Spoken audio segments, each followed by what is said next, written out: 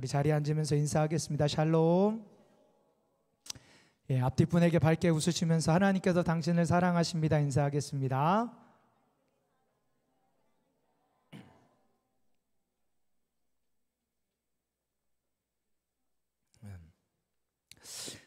명언 중에 이런 명언이 있습니다. 한번 들어보시고 누가 한 말인지 맞춰보십시오.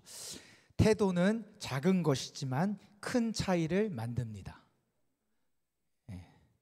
태도는 작은 것이지만 큰 차이를 만듭니다. 또 비관주의자는 모든 기회 속에서 어려움을 보고 낙관주의자는 모든 어려움 속에서 기회를 봅니다. 마지막입니다. 성공이 끝이 아니며 실패가 치명적이지도 않습니다. 중요한 것은 계속할 용기입니다. 다 한 사람이 한 말입니다. 한 번만 해도 참 기가 막힌데 이런 명언을 몇 개나 했네요. 혹시 누가 한 말인지 아시는 분 계십니까? 모르면 이게 명언이 아닌데 이 명언들은 영국의 42대와 44대 총리로서 제2차 세계대전에서 독일과 싸운 영웅이자 노벨 문학상 수상자였던 누구요? 이렇게 얘기하면 아시겠죠? 윈스턴 처칠이 한 명언입니다. 설교를 준비하면서 찾아보니까 그가 한 명언이 굉장히 많더라고요. 정말 많더라고요. 그렇게 많은 명언들 때문인지는 모르겠지만 많은 사람들이 처칠을 표현하기를 위대한 연설가다 그런 표현을 많이 했다고 합니다. 존 F 케네디는 그를 역사의 흐름을 바꾼 위대한 연설가라고 얘기하고요. 또 미국의 작가 윌리엄 맨체스터는 20세기 최고의 수사학자이자 연설가였다 이렇게도 평했고요. 뉴욕타임즈는 그를 말의 힘으로 한 나라를 일으킨 사람이라고까지 칭하기도 했다고 합니다. 대단한 거죠. 말 한마디로 나라를 일으켰다. 대단한 사람입니다. 설교가로서 참 부럽습니다. 차광욱 목사의 어록들 막 이런 게 생기면 좋겠는데 아직까지는 안 생기는 것 같아요. 그런데 이런 위대한 연설가라는 평을 들은 이 윈스턴 처칠이 연설물이나 글을 쓸 때 가장 신경 쓰는 부분이 있다고 합니다. 그게 뭐냐? 제2차 세계대전 당시 처칠이 의회 연설을 준비하면서 가장 집착했던 그것은 첫 문장이었다고 그래요. 첫 문장. 그리고 그는 후에 이런 말을 합니다. 연설에서 첫 문장은 군대의 선봉대와 같다. 군대의 선봉대와 같다. 무슨 뜻이에요? 선봉이 뚫어야 전투가 시작이 되고 열리는 것처럼 첫 마디가 청중의 마음을 열어야지만 그 다음에 소리가 들린다. 그래서 나는 이 첫 마디에 가장 심혈을 기울인다. 이렇게 얘기를 합니다. 매주 설교를 준비하는 저로서는 이 처칠의 말이 굉장히 공감이 됩니다. 설교를 준비하면서 모든 부분이 어렵지만 그 중에서도 가장 어려운 것을 꼽으라고 한다면 설교의 시작을 어떻게 풀까? 이게 제일 고민이 됩니다. 마지막에 마지막까지도 고민이 되는 거예요. 오늘도 이 얘기를 찾으려고 얼마나 고민을 했는지 모릅니다. 이 첫 시작이 설교의 방향을 결정하고 설교를 통해 전하고자 하는 메시지의 핵심으로 가는 길이기 때문에 굉장히 중요한 거죠. 근데 제가 이것을 생각하다 보니까 갑자기 문득 마태는 어땠을까라고 생각을 해보는 거예요. 이 마태가 마태복음을 쓰면서 예수님을 알리려고 글을 썼는데 그러면 그가 전하고 싶은 예수님의 이야기를 하면서 예수님이 하는 가장 첫 마디를 뭘로 기록할까? 굉장히 중요하지 않겠습니까? 굉장히 고민 많이 하지 않았겠습니까? 내가 예수님을 전하고 싶은데 그 예수님을 소개하려고 할 때 그 예수님이 하는 가장 첫 번째 말을 뭘로 해서 설명을 할까? 엄청 고민하지 않았겠나? 저는 그런 상상이 되더라고요. 그런 상상을 가지고 성경을 마태복음을 찾아서 예수님이 가장 마태복음에 처음으로 한 말이 뭔가라고 찾아봤더니 그게 오늘 본문에 등장을 한다는 겁니다. 오늘 본문은 세례 요한이 요단강에서 세례를 베풀고 있을 때 일어난 일입니다. 예수님께서 갈릴리에서 구체적으로 얘기하면 오늘 본문과 병행 구절인 마가복음에 의하면 갈릴리 나사렛에서부터 요단강으로 세례를 받으러 오셨습니다. 제가 궁금해서 그 지도로 검색을 해봤더니요, 이 예수님께서 요단강에서 세례를 받으신 장소가 학자들마다 의견이 분분합니다. 그래서 가장 최단거리로 정리를 하면 90km 정도 거리고요, 조금 더 먼 지역으로 하면 190에서 200km 거리가 나온대요. 그러니까 예수님이 지금 이 세례 하나 받겠다고 짧게는 90km를 걸어서 오신 거고요, 많게는 200km를 걸어서 오신 거예요. 그만큼 지금 예수님은 이 의식을 중요시 여긴다라는 것을 이 상황을 통해서 메시지를 주는 거죠. 그렇게 열심히 걸어서 그 먼 거리를 와서 세례를 받으려고 했더니 세례 요한의 반응이 뭐예요? 예수님 왜 그러십니까? 말리는 겁니다. 이해할 수 없다는 표정으로 예수님의 세례를 거부하는 거예요. 적어도 세례 요한이 거부한 이유는 두 가지로 추적해 볼 수 있는데, 첫 번째는 세례 요한이 베풀었던 세례의 의미는 회개를 동반하는 세례라고 지난주에 제가 말씀을 드렸습니다. 기억나시죠? 지난주 거니까 기억은 하셔야 됩니다. 예, 세례를 받으러 나올 때 많은 사람들이 회개하라, 천국이 가까웠다, 그 말을 듣고 세례를 받았기 때문에 세례 요한이 주는 세례는 회개를 동반한, 죄를 시인하고 고백하는 것으로 시작되는 세례였어요. 그런데 예수님이 어떤 분이에요? 하나님이 보내신 메시아로서 이분은 죄가 없으니까 세례 받을 필요가 없다는 겁니다. 두 번째 이유는 세례 요한의 정체성을 얘기하면서 자신을 뭐라고 얘기했냐? 예수님의 팔등보차, 즉 종보다 못한 존재로 자기를 낮추고, 자기는 물로 세례를 하지만 예수님은 불과 성령으로 세례를 주실 분이라고 말씀하셨기 때문에 내가 예수님께 세례를 받는 게 마땅하지 예수님이 나에게 세례를 받는 건 이건 틀린 겁니다 라고 얘기하는 거예요. 그런데 이렇게 거부하는 세례 요한에게 예수님께서 말씀하십니다. 이 말씀이 마태가 기록한 가장 첫 번째 예수님의 말씀이에요. 말씀이셨던 그분이 육신으로서 하시는 마태가 소개하는 가장 첫 번째 말씀, 그 말씀이 진짜 중요한 말씀이죠. 우리 이 중요한 말씀이라는 것을 생각하면서 오늘 본문 15절을 함께 읽겠습니다. 15절 시작.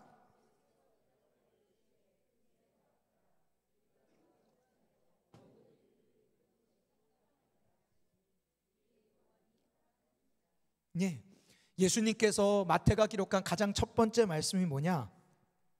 내가 세례를 받는 것이 합당하니까 행하라는 거예요. 그런데 말씀을 보다 더 정확하게 표현하면 뭐라고 얘기하냐? 모든 의를 이루는 것이 합당하다. 모든 의를 이루기 위해서 내가 세례를 받아야 한다. 예수님이 지금 이렇게 말씀하고 계신 겁니다. 마태복음에서 이 의라는 단어가 꽤 많이 등장을 합니다. 그런데요, 마태복음에서 많이 등장하는 이 의라는 단어 거의 대부분이 언제 사용되냐면요, 하나님의 뜻을 이루기 위한다라고 할 때 사용이 돼요. 100%까지는 아니지만 거의 대부분이 여기 쓰입니다. 하나님의 뜻을 이룰 때 이 의라는 단어를 등장시키는 거예요. 그러니까 마태가 주장하는 의는 하나님의 뜻을 행하는 것과 동일하다고 말하는 거예요. 그러면 오늘 말씀을 이렇게 표현할 수 있는 거예요. 세례 요한아, 내가 세례를 받아야 하는 이유는 하나님의 뜻이기 때문이야. 내가 세례를 받는 것이 하나님의 뜻이기 때문에 나는 그 뜻을 이루고 싶어. 그러니 내게 세례를 베풀어 줘라고 예수님이 얘기하시는 거예요. 지금 세례 요한에게 하시는 이 예수님의 가장 첫 번째 말씀은요, 왜 중요하냐면 앞으로 진행될 예수님의 공생의 방향이자 중심을 알려주는 주제 문구와 같은 거예요. 무슨 말이냐? 예수님께서 신이심에도 불구하고 하늘의 영광을 버리고 인간의 몸으로 오신 이유가 있다라면 그것은 하나님의 뜻이었고요. 그리고 이 땅에서 공생의 기간 동안 많은 사역을 감당할 때도 오직 한 가지 근거를 가지고 하는데 하나님의 뜻이냐 아니냐. 그리고 마침내 마지막에 십자가에 달려 돌아가 죽을 때도 누구의 뜻 때문에? 하나님의 뜻 때문에. 그러니까 예수님의 일생을 한 가지로 정의하면 기준이 뭐다? 하나님의 뜻이냐 아니냐. 저는 이것을 이렇게 부르고 싶습니다. 심플 라이프. 한번 따라해 볼까요? 심플 라이프. 예, 삶이 심플합니다. 간단해요. 뭐예요? 하나님의 뜻이냐 아니냐만 보면 돼요. 복잡하게 따질 것 없습니다. 이것저것 잴 것 없습니다. 하나만 물으면 돼요. 하나님의 뜻입니까? 그러면 하는 거예요. 하나님의 뜻이 아닙니까? 그러면 안 하는 거예요. 아주 단순한 원리죠. 이것이 예수님이 살아갈 삶의 방식이에요.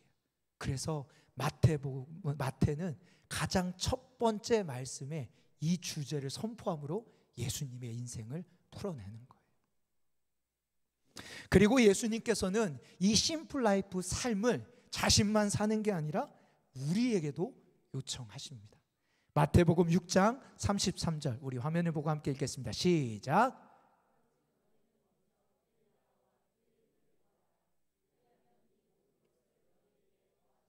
아멘. 먼저 그의 나라와 의를 구하는 삶이란 어떤 삶일까요? 우리가 조금 전에 해석한 것으로 도입해 보면 어떤 상황에서도 하나님의 뜻을 묻고 하나님의 뜻을 제일 우선순위로 놓고 결정하는 삶을 살라는 주님의 초청인 거죠. 그런데 성경에 보면 이 주님의 초청과 정반대로 살았던 삶의 이야기들이 있다는 겁니다. 우리 화면을 보고 말씀을 읽을 때 로마서 10장 2절 3절입니다. 시작. 내가 증언하노니 그들이 하나님께 열심히 있으나 올바른 지식을 따른 것이 아니니라. 하나님의 의를 모르고 자기 의를 세우려고 힘써 하나님의 의에 복종하지 아니하였느라. 여기서 말하는 그들, 2절에 보니까 그들이 하나님께 열심히 있으나, 저 그들은 누구를 얘기하냐면 율법주의에 빠져있던 유대인들을 말합니다. 유대인들은요, 하나님을 향한 열심이 아주 특심이었습니다. 그들의 열심이 얼마나 대단했냐면요, 그들은요 하나님의 뜻을 지키겠다라는 명분하에 하나님의 말씀을 시계를 차듯이 손목에다 적고 매일 손목을 보며 말씀을 외웠어요. 여기서 끝나지 않습니다. 띠에다가 말씀을 써서 그걸 머리띠에 두르고 다녔고요, 심지어는 집의 문설주 틀에다가 말씀을 써놔서 나가거나 들어올 때마다 그 말씀을 보고 외우고 암송하고 묵상하며 살았습니다. 여러분보다요 예배에 대한 열심이 더 특심이었습니다. 그래서 안식일을 지키기 위해서 무려 600개나 되는 규례를 만들었대요. 여러분 예배에 들어오실 때 600개의 조항을 따져서 그거 지킨 사람만 예배하러 들어올 수 있어 라고 하면 여러분 여기 한 명도 없을 겁니다. 저도 아마 못 들어올 거예요. 그런데 이들은 이 600개를 완벽하게 지켰다는 거예요. 네. 이들의 열심이 실로 대단한 것 아닙니까?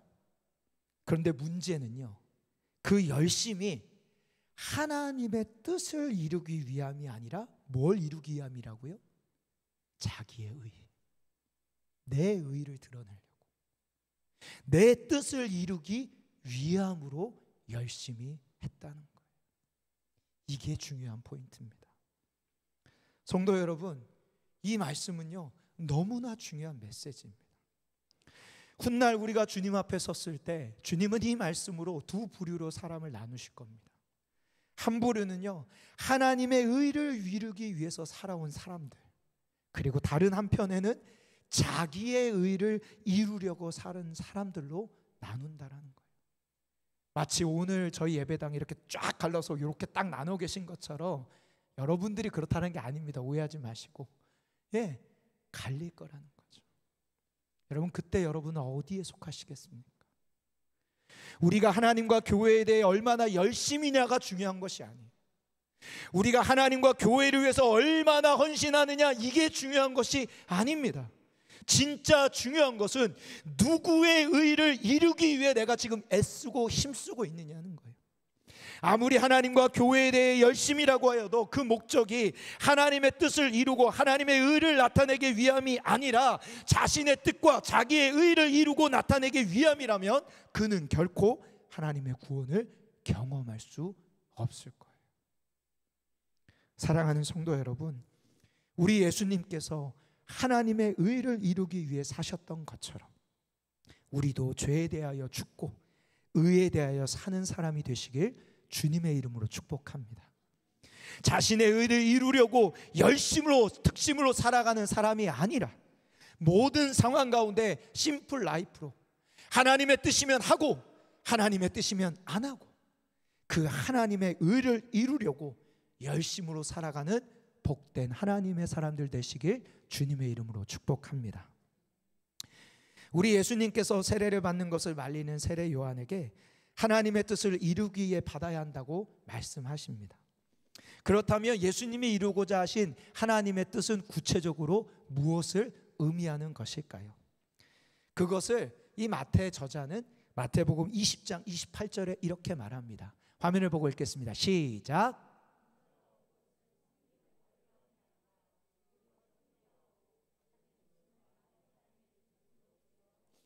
아멘.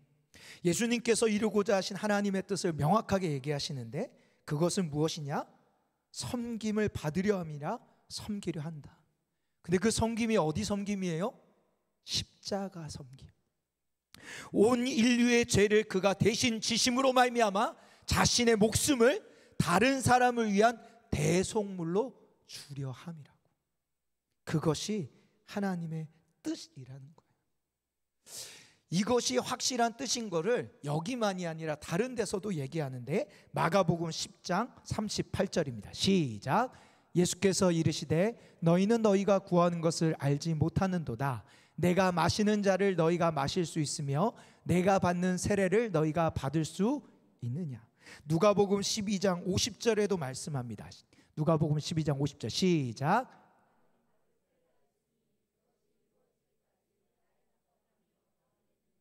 예, 우리가 지금 읽은 두 구절 모두 자신의 십자가 죽음을 뭐와 연결해요? 세례와 연결하고 있어요. 그러니까 지금 예수님께서 세례를 받으시는 이유는 뭐예요? 십자가를 지기 위함이라는, 내가 앞으로 십자가를 지는 삶을 살 거라는 것을 예표적으로 보여주는 사건인 동시에 예수님 치신이 반드시 내가 이것을 하겠다는 예수님의 결단과 같은 행동이 바로 세례라는 거예요. 우리 예수님께서는 세례를 받으시면서 자신이 십자가에 달려 죽을 것을, 그 골고다 언덕을 지금 바라보고 계십니다. 그리고 마침내 그곳에서 온 인류의 구원을 위해 자신의 물과 피를 다 쏟으실 것을 바라보며 이를 이루시겠다고 다짐하고 또 다짐하고 또 다짐하고 계시는 거예요. 혹시 여러분 중에 이 예수님의 십자가가 나 자신을 위한 십자가임을 아직 경험하지 못하신 분들이 계시다면 오늘 이 예배 가운데, 여러분의 인생 가운데 그 십자가가 믿어지는 은혜가 있길 주님의 이름으로 축복합니다. 예수 그리스도밖에는 구원의 길이 없습니다. 마지막 심판은 반드시 있고 하나님의 그 심판 가운데 천국과 지옥을 나누게 될 것이고 하나님의 뜻이 완성되는 날은 반드시 오는데, 그때 유일하게 하나님 나라에서 하나님과 동행하는 구원을 누리는 자는 딱 한 가지, 오직 예수 그 이름을 믿는 자들, 그 이름을 믿는 자들에게 주어지는 은혜이자 선물입니다. 반드시 그 예수님을 믿는 은혜가 여러분들에게 있기, 그 주님의 사랑을 보고 깨달을 수 있는 영적인 눈과 귀가 열리는 은혜가 있길 주님의 이름으로 축복합니다. 그런데 이미 예수님의 십자가, 그것이 날 위한 것임을 아는 분들, 그분들에게 묻겠습니다. 여러분들은 그 십자가의 사랑이 오늘날 감사로, 감격으로 다가오고 계십니까? 오늘 찬양하면서 주의 음성을 내가 들으니 사랑한다는 말일세. 주의 보좌로 나아갈 때 믿는 마음으로 주께 나아간다고. 기쁨과 감사를 노래하는 그 가사 속에 여러분의 마음은 어떠셨습니까? 제가 말씀을 준비하다가 여기서 설교를 더 진행할 수가 없었어요. 왜냐하면 정직하게 부끄럽지만 제가 그 기쁨과 감사가 없다라는 것을 발견했기 때문이에요. 이 설교를 준비하는데, 이 설교를 준비하면서 내 안에 하나님 정말 감사합니다, 주님의 십자가가 나를 위한 것임을 다시 한번 기억해 보니 너무 감사합니다 라는 고백보다는 너무 냉랭한 저의 마음을 보는 거예요. 그러면서 내 마음이 왜 이럴까 하나님 앞에 기도하며 찾는데, 지난주에 제가 존경하는 목사님께서 제가 개척했다는 소식을 듣고, 본인도 담임 목사님이신데 휴가 기간이라고 시간을 내서 먼 거리에서 저희 교회를 방문해서 만나서 교제한 시간이 있었습니다. 근데 그때 그 목사님과 대화했던 그 대화 중에 한마디가 갑자기 제 안에 불현듯 떠오르는 거예요. 그분이 뭐라고 얘기하셨냐면, 뭐 이런저런 얘기하다가 그냥 하나 얘기한 건데, 툭 던진 말인데, 사람은 당연한 것이 되면 감사를 잃어버려. 내게 일어나는 그 일이 어느 순간 당연해지면, 당연한 것이 되면 감사를 잃어버려. 근데 그 말이 제 안에 떠오르는 거예요. 여러분, 혹시 여러분의 삶에 당연한 것으로 여기는 것들이 있으십니까? 우리 남편분들, 아내의 수고를 당연한 것으로 생각하시기 시작할 때 남편은요, 감사를 잃어버립니다. 아내분들, 남편의 수고를 당연한 것으로 여기기 시작할 때 아내는요, 감사를 잃어버려요. 부모의 수고를 당연한 것으로 생각하기 시작할 때 우리 자녀들 감사를 잃어버립니다. 또 자녀의 존재가 당연한 것으로 여겨지기 시작할 때 부모들은 감사를 잃어버려요. 누군가의 수고가 당연한 것이기 되기 시작할 때 우리는 감사가 아니라 원망과 불평과 비교를 합니다. 성경이 그것을 너무나게 보여주는 사건이 광야의 만나와 메추라기였어요. 이스라엘 백성들이 광야에서 살 때 너무나도 힘들고 어려울 때 하나님 앞에 요청했을 때 하나님이 하늘의 문을 여시고 그들에게 먹을 것인 만나와 메추라기를 주시죠. 그들이 만나를 처음 받았을 때, 메추라기를 처음 받았을 때 한번 상상해 보십시오. 얼마나 감격스럽고 감사가 넘쳐났겠습니까? 그런데 매일매일 나가서 받다가 보니까 어느 순간 당연히 있겠지, 당연히 내렸겠지 라고 생각이 바뀌는 순간 이들에게 뭐가 사라져요? 감사가 사라지는 거예요. 감사가 사라지는 거예요. 그때부터 뭐가 나옵니까? 원망이 나와요. 불평이 나와요. 비교가 나오는 거죠. 우리가 아주 잘 알고 은혜 받는 찬양 중에 은혜라는 송경민 작사 작곡 그 찬양 여러분 다 잘 아시지요? 가사 다 외우시죠? 제가 앞소절을 가사를 읽으면 그 다음 가사를 여러분이 이제 고백하시면 됩니다. 내가 누려왔던 모든 것들이, 내가 지나왔던 모든 시간이, 내가 걸어왔던 모든 순간이, 다음은 뭐라고요? 얼버무리지 마시고요. 찔리시는 게 많으신가 보죠? 그 다음, 아침 해가 뜨고 저녁의 노을, 봄의 꽃향기와 가을의 열매, 변하는 계절의 모든 순간이, 목소리가 점점 더 들어가시네요. 내가 이 땅에 태어나 사는 것, 어린아이 시절과 지금까지 숨을 쉬며 살며 꿈을 꾸는 삶, 내가 하나님의 자녀로 살며 오늘 찬양하고 예배하는 삶, 복음을 전할 수 있는 축복이 뭐라고요? 그래서 후렴에 이렇게 마무리합니다. 모든 것이 은혜, 은혜, 은혜, 한없는 은혜. 내 삶에 당연한 것 하나도 없었던 것을, 모든 것이 은혜, 은혜였어. 사랑하는 성도 여러분, 혹시 우리 주님의 십자가의 사랑을 당연한 것으로 생각하고 계시진 않으십니까?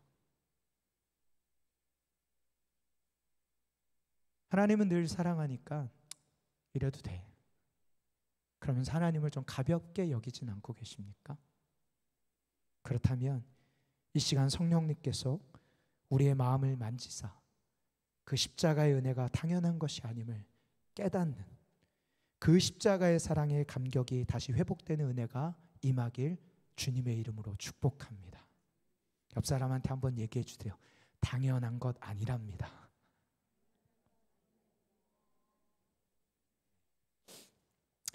마지막으로 예수님께서 하나님의 뜻을 이루기 위해 친히 세례를 받으시자 순간 놀라운 광경이 그 눈앞에 펼쳐지기 시작합니다. 오늘 본문 16절, 17절 같이 읽겠습니다. 시작.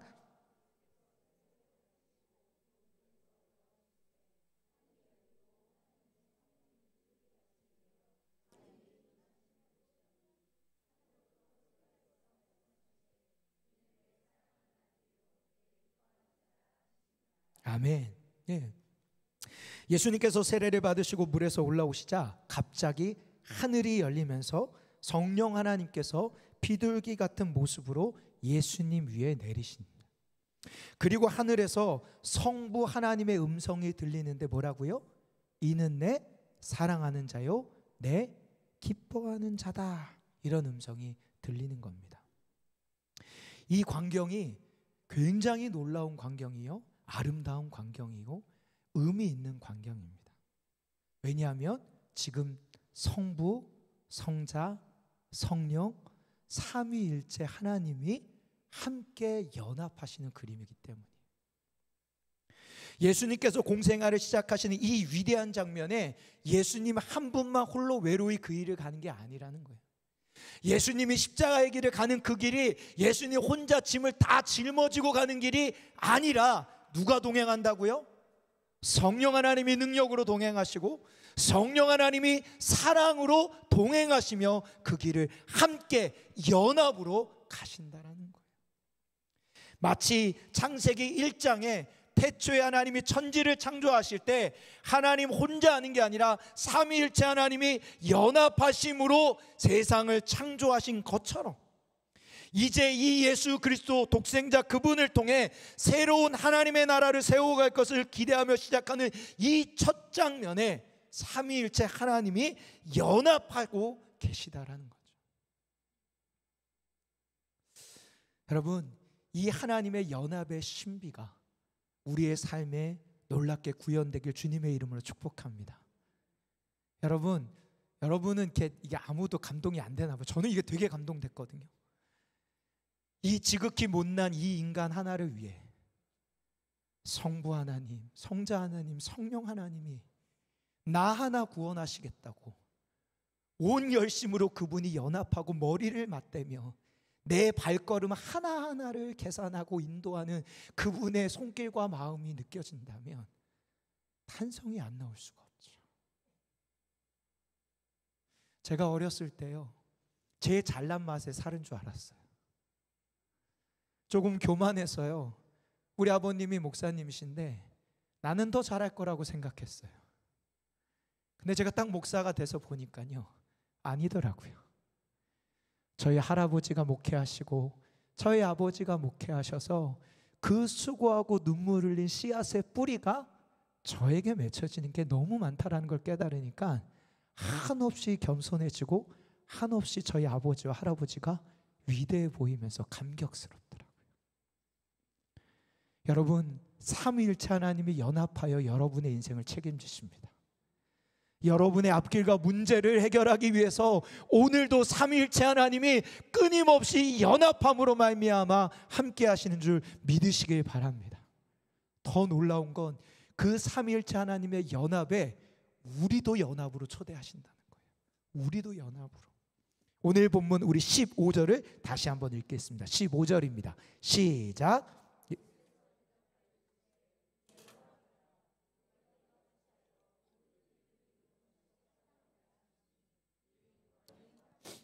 예, 여러분, 이 말씀에 저는 가장 중요한 표현을 뭘로 뽑냐?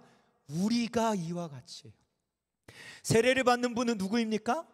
예수님이잖아요. 그러니까 예수님이 내가 세례를 받는 것, 그게 하나님의 뜻을 이루는 것이 합당하니까 나에게 세례를 베풀러, 이렇게 말하는 게 정상 아닙니까?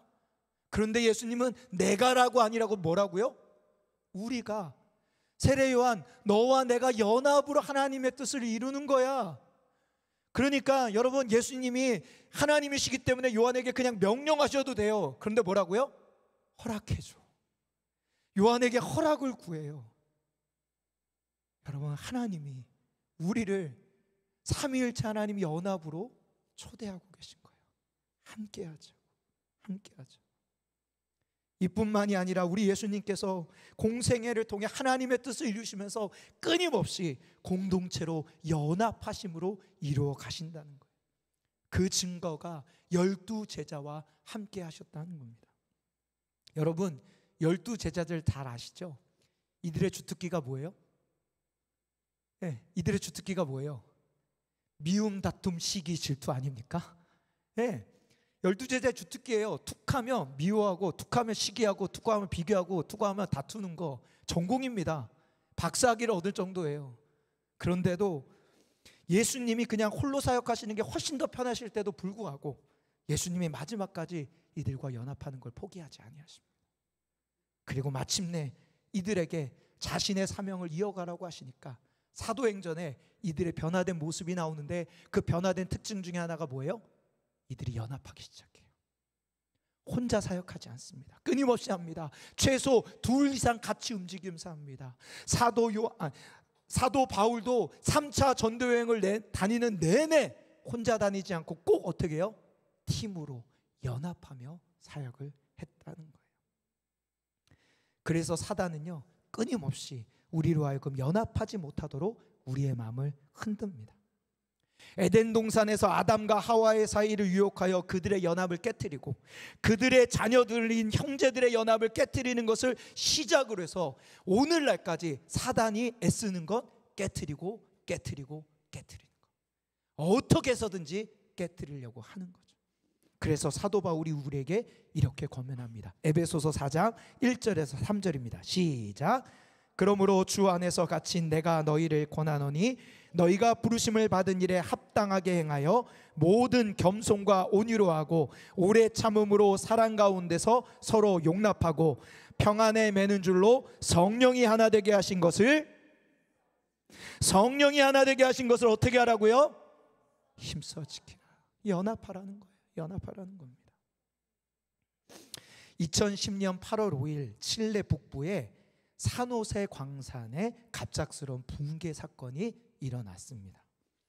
이 붕괴로 갱도 깊이 약 700m 아래에 광부들이 있었는데 무려 33명이 있었는데 이들이 다 갇혀버렸어요. 붕괴 직후에도 몇 차례 여진이 나타나기 때문에 모든 사람의 구조가 거의 불가능하다고 판단을 했습니다.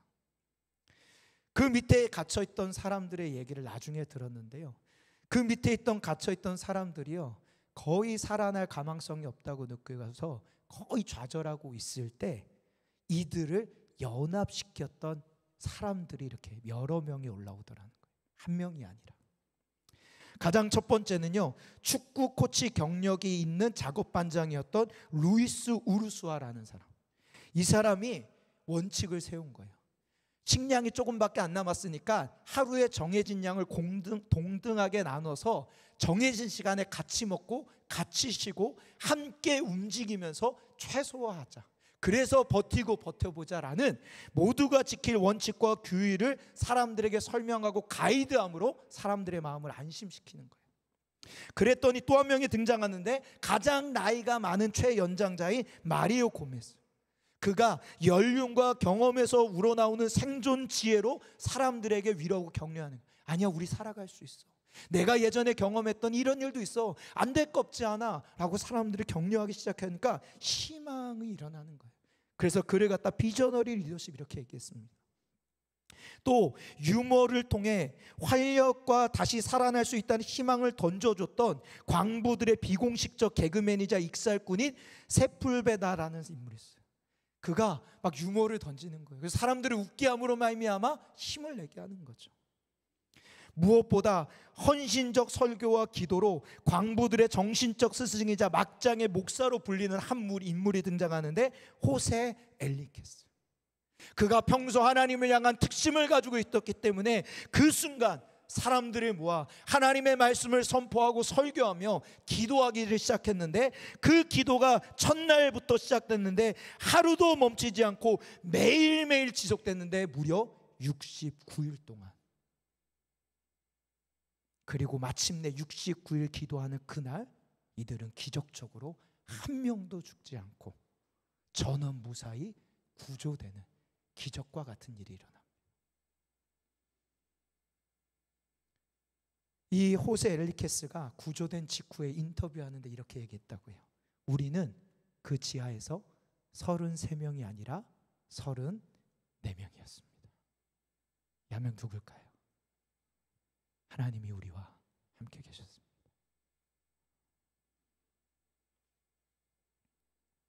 예수님이 십자가의 길을 가는 거 예수님 혼자 힘이 아니셨어요. 성령의 능력과 성부 하나님의 사랑이 그를 지탱해 준 거죠. 성도 여러분, 공동체 연합을 위한 아주 간단한 수학 공식을 제가 알려드릴게요. 누구나 풀 수 있는 수학 공식입니다. 한번 띄워주시겠어요? 5 빼기 3은 뭐예요? 답 써놨잖아요. 5 빼기 3은 2. 2 더하기 2는 이게 공식이에요. 안 잊어버리겠죠? 저 안에 담겨진 비밀이 뭐냐? 보여주시겠습니까? 5회에서 3걸음을 물러나면 2회가 되기 시작한대요. 그리고 그 다음에요, 2회와 2회가 만나면 뭐가 된다? 사랑이 된다. 오늘부터 이 공식을 여러분 꼭 외우십시오. 5 빼기 3은 2. 5회에서 몇 걸음 물러나면? 3걸음 물러나면 뭐가 된다? 2회가 된다. 그리고 그 2회에 뭘 더하면? 2회를 더하면 뭐가 된다? 사랑이 된다. 근데요, 제가 설교자니까 이렇게 말이 잘하지 이게 막상 쉽지가 않습니다. 다른 사람의 오해를 들으면요, 우리는 쉽게 3걸음 물러나거든요. 근데 내 오해는 한 걸음도 물러나기 싫어요. 다른 사람의 어려움은요, 2회 2회를 더하는 게 너무 쉽거든요. 내 남편, 내 자녀에는 이해가 안 돼요. 그게 우리입니다. 그래서 제가 이 공식을 생각하면서 오늘 말씀이 깨달아지는 이유는 5회에서 3걸음이 물러나게 하는 비결은 내 안에 하나님의 사랑이 있을 때더라고요. 2회 2회를 더하게 하는 건 내 안에 성령의 능력이 임할 때라는 거예요.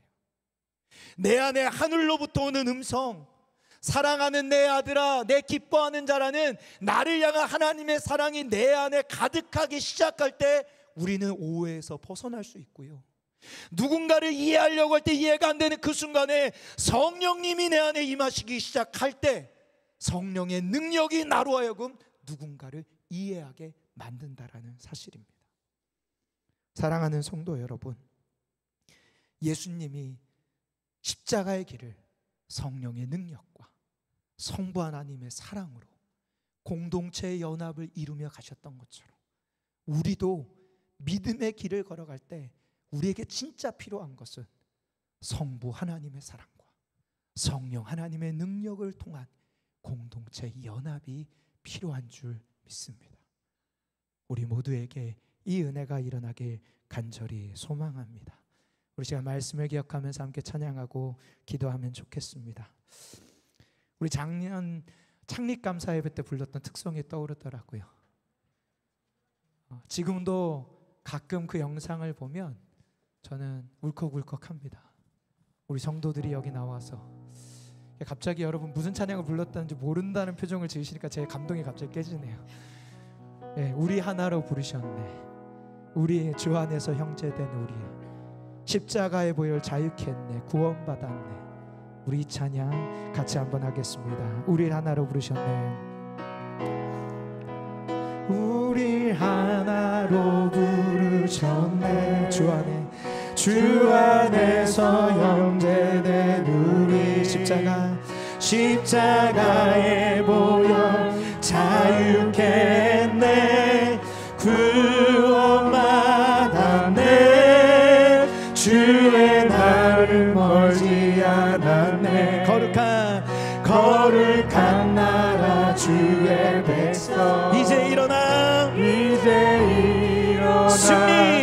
여기 선포하며 함께 나가세.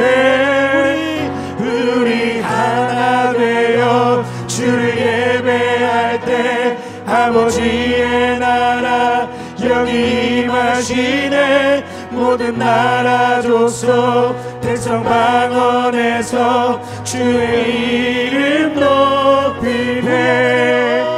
우리 하나 되어 주를 예배할 때 아버지의 나라 여기 임하시네. 모든 나라 족속 백성 방언에서 주의 이름 높이네.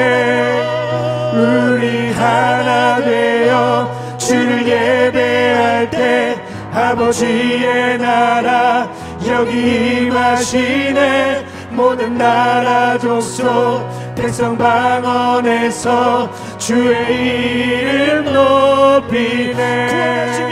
구원하심이 보좌에 앉으신 우리 하나님과 어린 양께 우리 두 손 높이 들고 구원하심이 보좌에 우리 삼위일체 되신 하나님이 우리 하나님과 어린 양께 있도다. 우리 하나 되어 주를 예배할 때 아버지의 나라 여기 임하시네.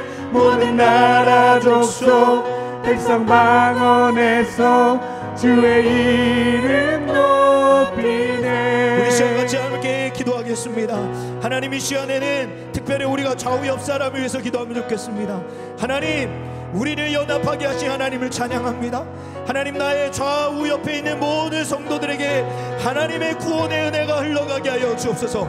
예수의 십자가가 아직 나를 위한 십자가를 모르는 이들이 십자가가 나를 위한 십자가라는 것을 깨닫고 주님의 사랑을 경험하는 은혜가 있게 하여 주시옵시고, 당연한 것으로 여기는 우리의 마음이 있다라면 다시금 당연한 것 아닌 은혜를 깨닫는 은혜가 있게 하여 주시옵소서. 우리 주여 한번 부르짖고 기도하겠습니다.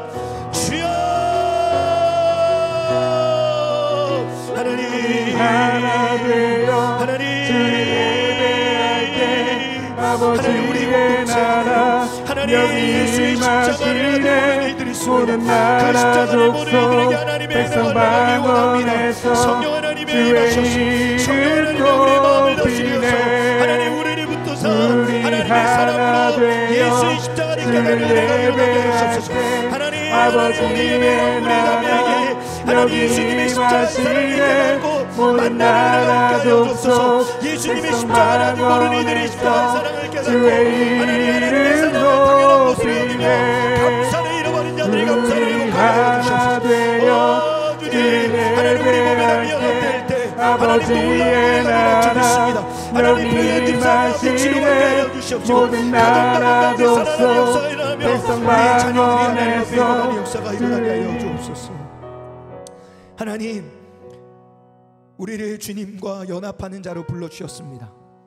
삼위일체 하나님이 오늘도 지금도 우리를 위해, 우리의 구원을 위해 열심으로 애쓰시며 인도하시는 줄 믿사오니 하나님, 우리가 하나님과 연합하는 자가 되게 하여 주옵소서. 십자가의 사랑이 나를 위한 것임을 모르는 자들에게 그 사랑이 나를 위한 것임을 깨달을 수 있는 영적인 눈과 귀가 열리게 하여 주시옵시고, 혹은 경험했지만 그것이 당연한 것이 되어 하나님 감사보다는 원망과 불편이 가득한 우리의 마음이 있다라면 변화되어 하나님의 사랑에 감사가 회복되는 은혜가 일어나게 하여 주옵소서. 하나님, 우리 보배당 공동체가 하나 될 때, 연합하기 시작할 때 주의 나라가 임하게 될 줄 믿습니다. 우리 표현 집사는 회복될지어다, 고침받을지어다. 온 공동체가 연합하여 기도하는 이 기도에 하나님의 능력과 연합이 임함으로 말미암아 깨끗하게 치료될지어다. 하나님, 가정이 살아날지어다. 하나님, 자녀들이 살아날지어다. 하나님, 우리 공동체에 하나님이 주신 그 놀라운 연합의 신비가 회복될지어다. 주여 역사하여 주시옵소서. 그렇게 임하실 주님을 찬양하며 우리 구주 예수 그리스도의 이름으로 기도하옵나이다. 아멘.